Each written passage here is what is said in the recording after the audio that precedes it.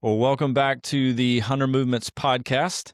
Today we are exploring another essential element of movement DNA, this missional incarnational impulse. That's really the focus for today. So we've been in this series where we're exploring the MDNA, and today it's me and Lindsay together interviewing our good friend Rowland Smith, who is uniquely placed to help us do a deeper dive into this idea of missional incarnational impulse. So I'll let Rowland introduce himself in a minute, but just to give some context, he's the national director of Forge America, where he leads a missional practitioner training network. That feels like really big language, but that feels right on with who you are, right, Rowland?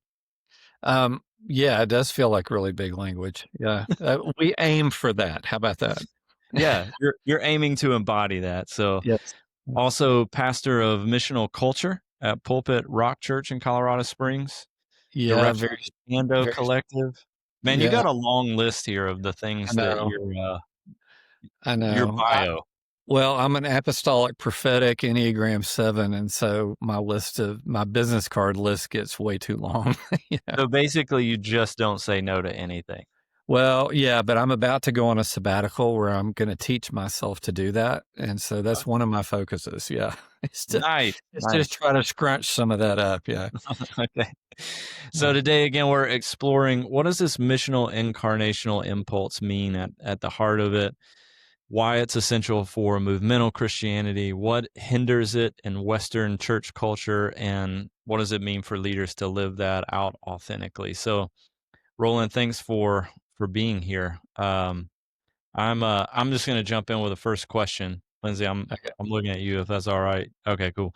So, Roland, just for those that don't know you yet, just an introduction, man. Who are you? What makes you you? What brought you into this world of missional living? Um, well, when people ask me who I am these days, I typically say grandfather first because I'm a new grandfather.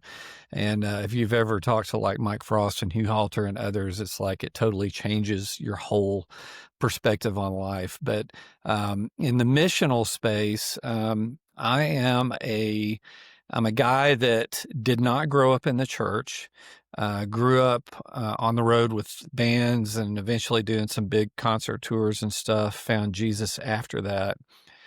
Um, Found my entree into the church and ministry via worship leading. That's right when, Chris Tomlin was probably 17, 18 years old and getting super popular. And it's like they needed rock and roll worship leaders, and I could do that. I know you do that too, Brian. And so I was an asset, even though I had not been, I'm doing air quotes here, trained in ministry. And so, um, that is what kind of precipitated my journey into missional space also, because as I kept opening doors in the institutional church to lead worship, contemporary worship. I knew about lights and sound and all that kind of stuff. I also didn't grow up in the church, so I didn't have a lot of framework around Christianese and ways you're supposed to do things. I had a very raw faith with Jesus. I felt very comfortable with people outside the church. So a lot of the times more comfortable with those people than people inside the church. And so I kind of lived with a foot in both worlds, so to say.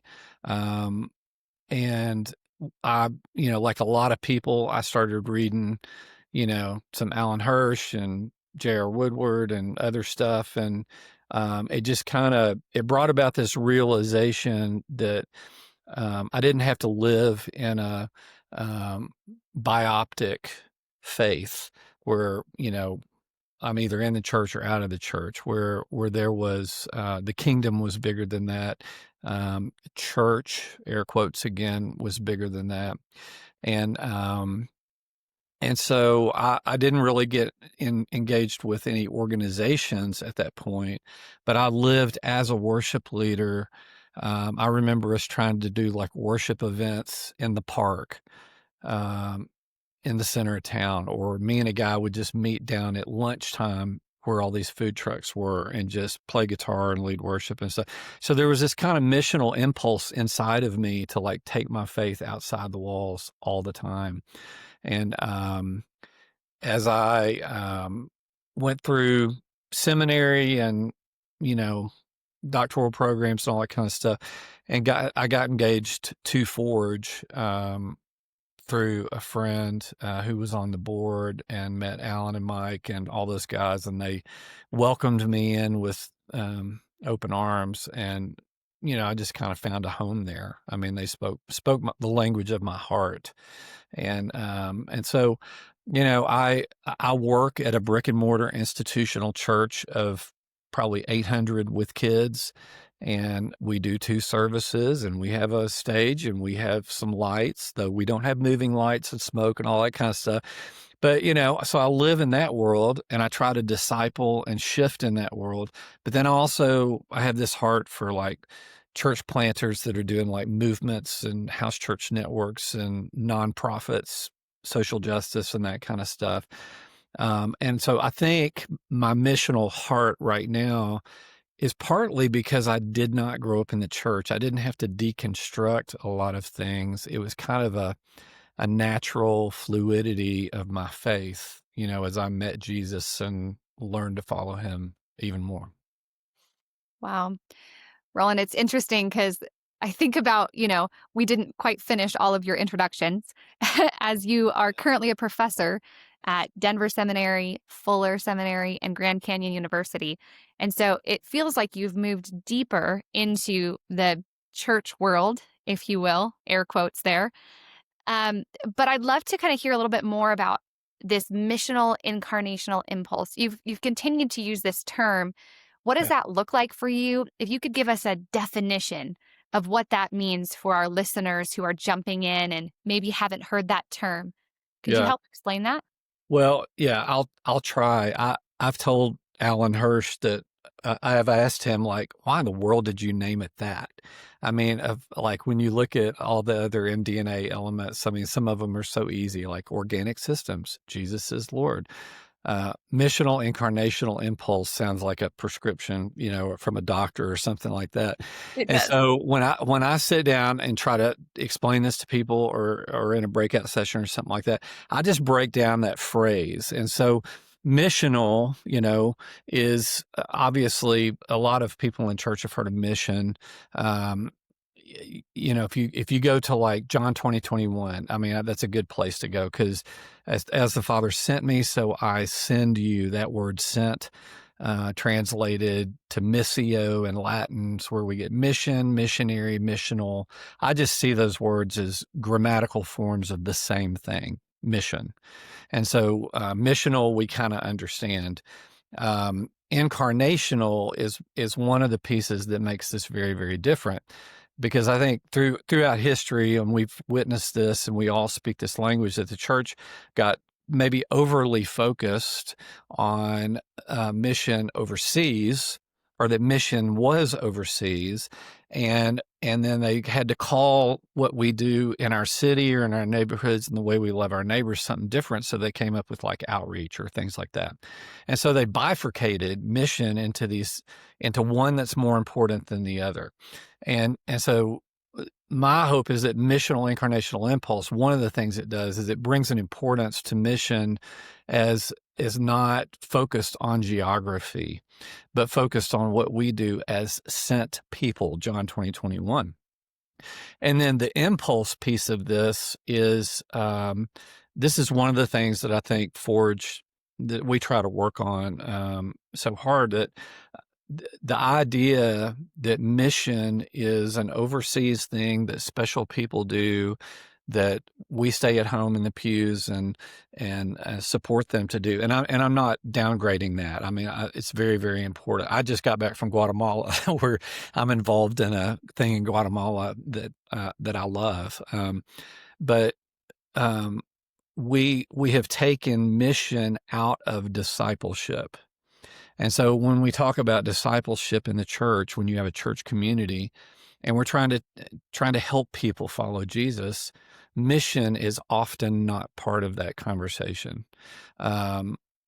Or it's labeled outreach, and it's kind of down here on the priority list. Whereas we would flip that script, where like you almost want to start with mission and following Jesus where he followed, his father, and where he did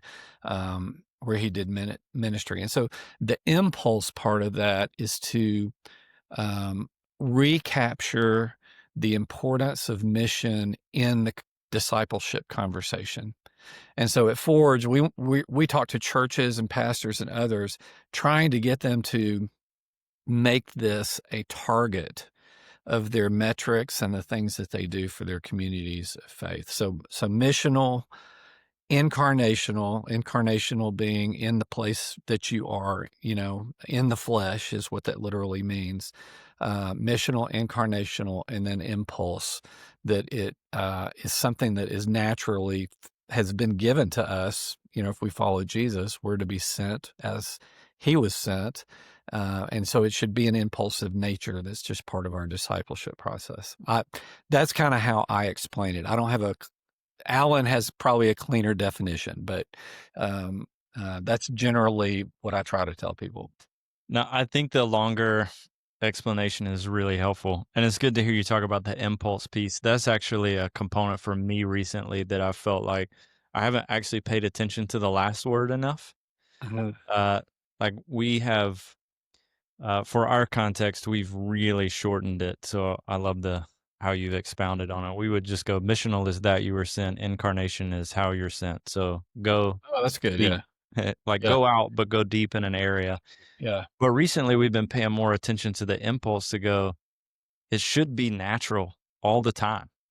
It should be impulsive. It should be a part, like you said, of who we are. Yeah.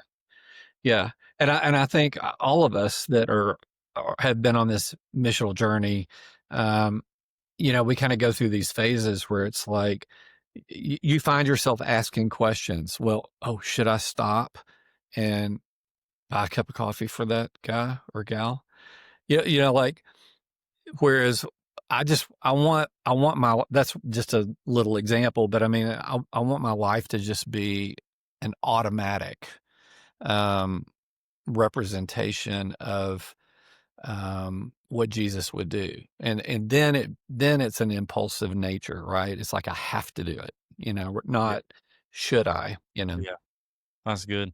Yeah. Well, I want to jump to this bigger section that we talked about ahead of time, just around this 12 by 12 cage of the institution, how the church needs to be rewilded. Hearing you talk about that for me is like, yeah, let's unpack this around just this idea of missional incarnation. I think it's just a beautiful picture of how we need to shift into this element of MDNA for the sake of movement in the West. So yeah, man, be free to run wild on this. Be free within the time limits, because I could talk about this for a while. So I'll try to give the really quick on this. So our lead pastor here, fantastic teacher, Jonathan Cleveland, he used this metaphor one Sunday during a message in a different context. But when he told the story, I was like, oh my gosh, I wrote that down, and then I went and told him, I said, hey, I'm going to go write an article for Missio Alliance, and I'm going to use that metaphor. Is that okay? And he's like, oh yeah, just, go with it, steal it. And so the story and the metaphor kind of go like this. There was a tiger that was given to Dwight D. Eisenhower when he was president. The tiger's name was Mohini. And she was given as a gift to the United States, to the president. And there's pictures of Eisenhower standing outside the White House and Mohini in this little cage. And back then, zoos all around the world, they didn't have these nice habitats that we go visit, at zoos today. Animals were in little cages. Growing up, I remember going to the zoo, and you just see cage after cage after cage with different animals, and with these 12 by 12 cages. So Mohini grew up that way, was given to Eisenhower. They put Mohini in the Washington, D.C. Zoo, and she was put in a cage, a 12 by 12 cage. And a benefactor came along and decided, man, this is a significant gift, to our country. We should honor it, and gave money to build one of those habitat things, which are now, normal course of business for zoos.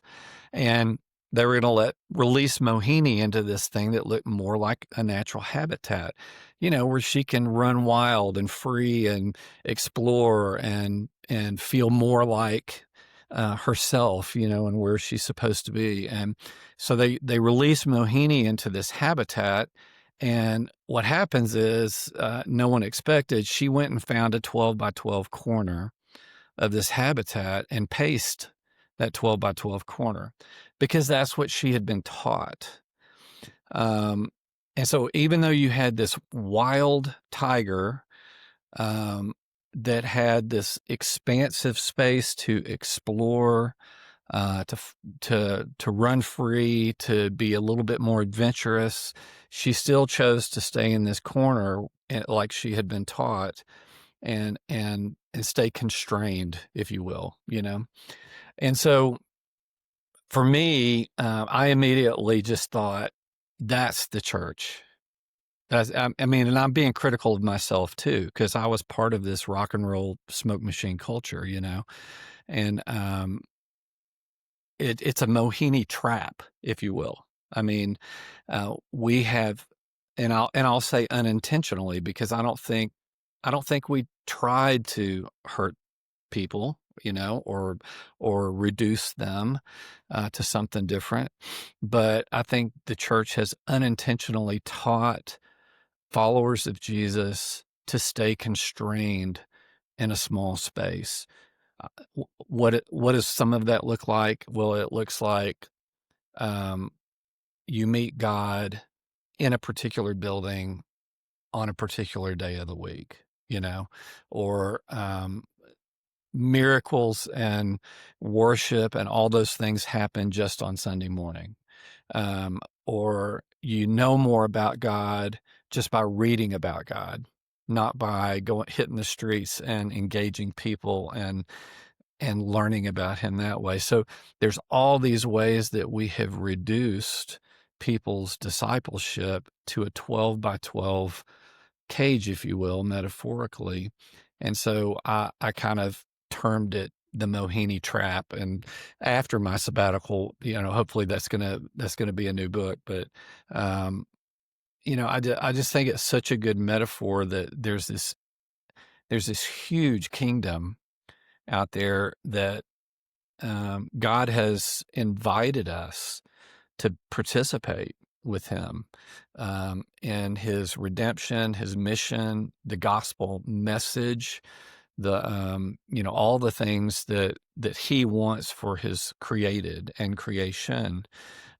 Yet we keep moving ourselves back into a smaller space, and not accepting the invitation, And so those of us that do missional work, like you guys do too, I think that's what we're constantly trying to do, is we're trying to push people out of the cage and say, look, man, we've put you in this, you're in this huge kingdom. So, go for it. And here's all the ways that you can do it. You can engage your own impulse and incarnational living in your own neighborhood. You can learn about your gifts through like APEST, and how you can engage with the church and other people and things like that. And so anyway, that's what the 12 by 12 cage conversation is. Yeah.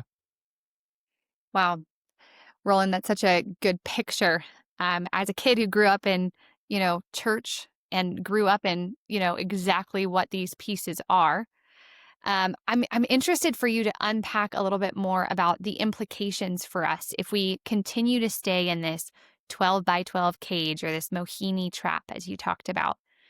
What would be those implications, and how do we start to make that shift? If I'm a person listening to this podcast and this conversation, what can I do to start changing that? Yeah. Well, I have personal thoughts around like this whole kind of deconstruction movement. Um, I don't. I'm trying to keep this from going into too long a conversation. I don't see deconstruction as a bad word. I see it now because I think reconstruction is on the other side of that, you know. But I think this whole deconstruction movement is going to keep going, and it's going to get bigger. It'll be more expansive. The way that I see it as being healthier is I think people are starting to realize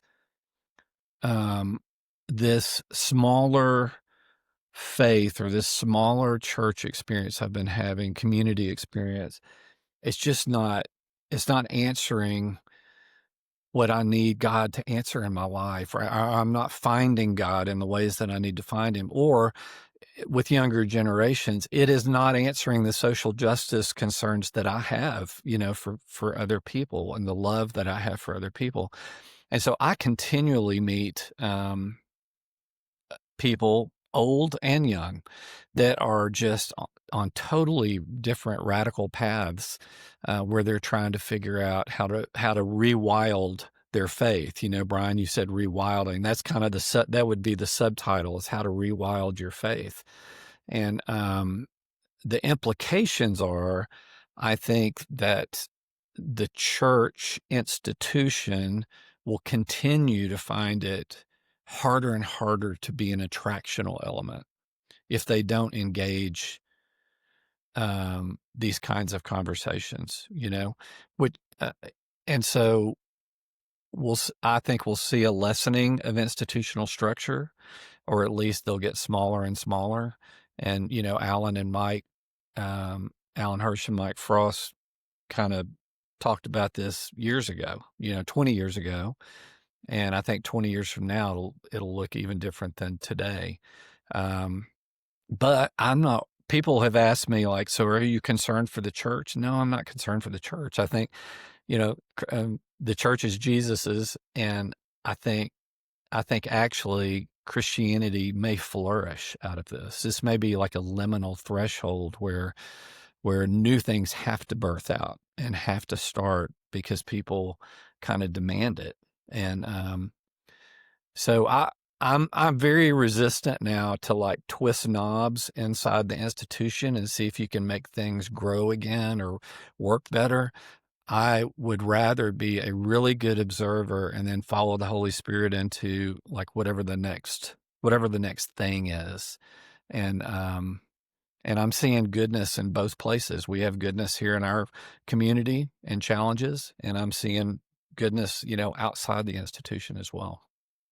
Yeah, that's good, man. I wanna turn a little bit to, I think, ask probably the same question that Lindsay asked, but in a different way, around the work that you've been doing with Forge. Mm. Because like we don't want to just have a conversation with a person. For those that are listening, we want to go, Hunter Movements is working with organizations that are doing the work. And there's like a growing body of organizations that are going, and to use the language, how do we rewild the church? And so Forge is doing that work. How do you do it? Like, how do you work with churches in this to overcome those barriers? Um, any stories of breakthrough where you're seeing like churches, leaders, followers of Jesus just rediscover their sentness in that? Yeah. Yeah, there are, but I'll also invite you to join our team because we're trying to figure it out. Let's You know, go. Another so, organization I get to work with. yeah, that's right. Yeah, I mean, I think that this is the exciting part of the work, is that and the call is that there are an endless supply of attractional churches that need to figure out how to rewild. And um and so Forge has gone through lots of iterations. Forge is a very organic organization. So, I mean, when it started with, you know, Kimmy coming from Australia, and he had been discipled directly by Mike, you know, and Alan, and then just planting something here in the States. And it just kind of grew like an amoeba, you know, for years. And Hugh Halter was doing some things, and then Ryan Hairston, and then me. And Forge just kind of grown up a little bit in each of those iterations, to where now we really have kind of probably reached organizational status or whatever. Not that we're shooting for that, but now we have to have a bookkeeper, so we have to play like adults, and actually do things. But it's still a very organic organization. And what I would say is we call ourselves a tribe, and that's very fitting for us, because a tribe is connected not by necessarily membership or dues or things like that, but it's connected by like a sentence like, why are you part of Forge? Oh, those are my people, and we hear that all the time. Those are my people, and and that's a really good thing, because there's something deeper than just us having resources and webinars and selling stuff. That's not what it's about. It's about the relational connection and the support of each other as we go on these missional journeys and try to shift. We have all kinds of people. We have individuals that are just practitioners in their local space that are part of Forge. We have movement type leaders, kind of like stuff that like you guys do at Kansas City Underground, those kinds of things that are part of Forge. And then we have, plain brick and mortar churches with pastors that are trying to shift their congregations in different ways. And so, the invitation is not to a model, it's to a mindset. And that's a thing we use a lot. It's about a mindset, not a model. So we don't want to pitch a particular model. We want to pitch a mindset of mission. And we believe that any organism that can take on that mindset can participate and engage God in mission, and be part of that kingdom movement. As an example, I'll just use our church here, Pulpit Rock Church in Colorado Springs, which is like the worst name for a church you could ever have.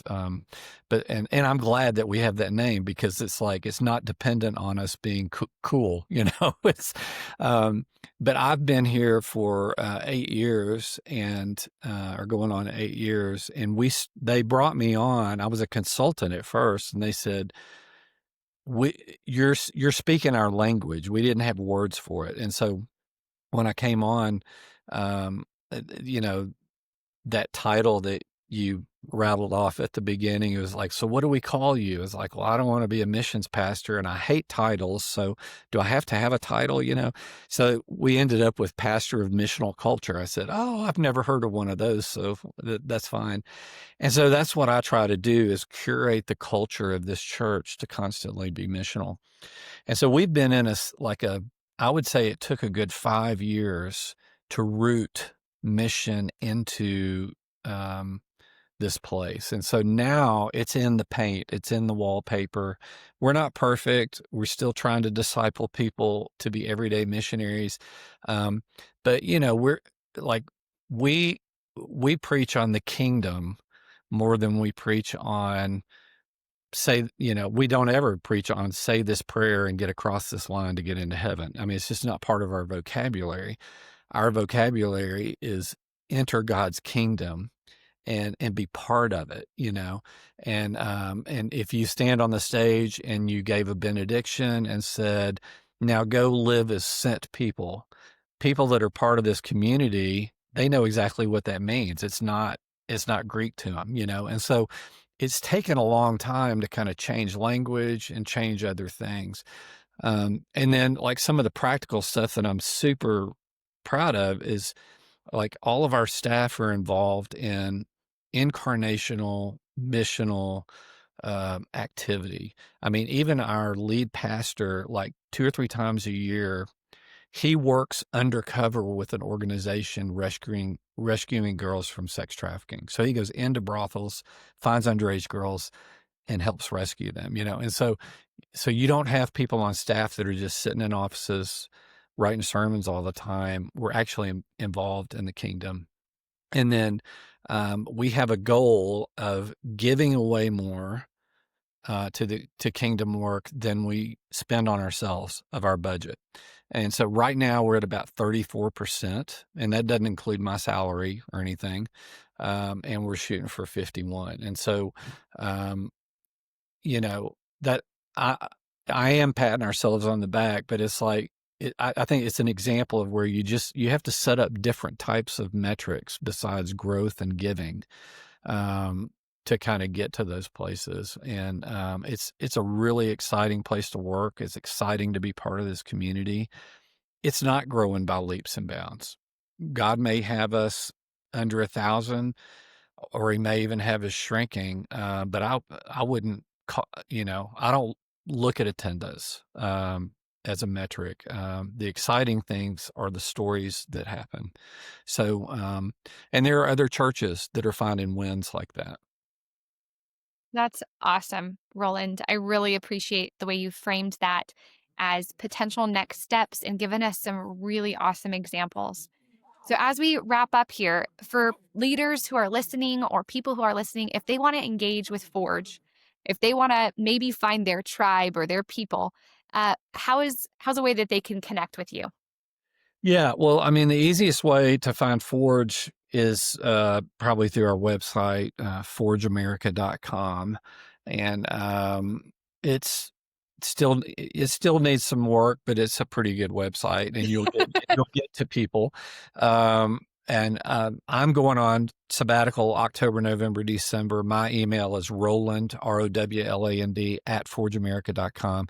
But if you hit the little contact form on the website, it will get to someone that'll get back to you, and we'd love to chat with you. And you don't have to be part of Forge at the expense of not doing something else. And so we have people that are involved in different things, different organizations, and different voices speaking into their lives. And we love to invite people into Forge. And there are ways that you can engage, resourcing and training and coaching. I mean, we do have all that stuff, and portals that you can get to cool videos and all that kind of thing. But we really don't sell resources as much as we want to invite people into relationship,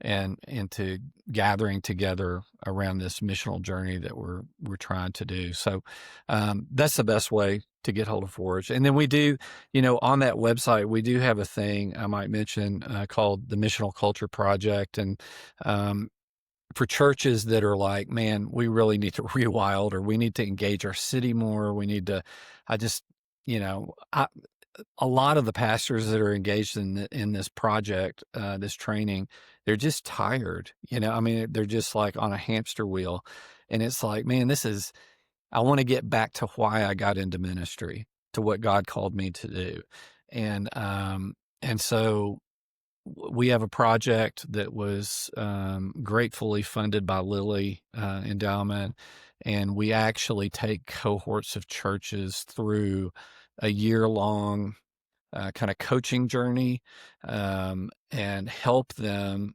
see how they can shift the culture of their church to be more missional. And then we have grants that we give away at the end of that for a missional project that they want to do. And then we continue to coach them for the next year to help get that going. And so, like, we've got applications open right now for the next cohort. And so if you get on the website, up in the right-hand corner, it says Missional Culture Project. You can hit that and just apply. You may not even know if you're right for it. Just apply, and what we do is a little interview question thing, and make sure that you're going to be successful at it. But it's been a blast so far. We've got 9 churches going through it right now, of all different shapes and sizes, and their minds are just kind of getting blown. And you can feel the energy from them of like excitement to just kind of shift and get back into the life of what the kingdom offers. Yeah. Oh, that's so great, Roland. I love it. And if you want to connect with Forge, jump onto forgeamerica.com to check out their training and resources. We are so excited that you participated with us today for the 100 Movements podcast. To recap, today we talked about the Missional Incarnational Impulse and why it's essential for the DNA of movement. And we talked about how you can start leaning into that and how you can start living that out in your context, whether that's in a church or a different model where your church looks a little different. I love the conversation that we just had around it's a mindset, not a model. So if this stirred something in you, we want to invite you to share this episode with a leader or with a friend. Join us on 100movements.com to take the MDNA Strengths Assessment and discover where you land in strength across these different movement DNA pieces. Or join us at community.100movements.com to connect and encourage one another. Thank you so much for listening, and we will see you next time on the 100 Movements podcast.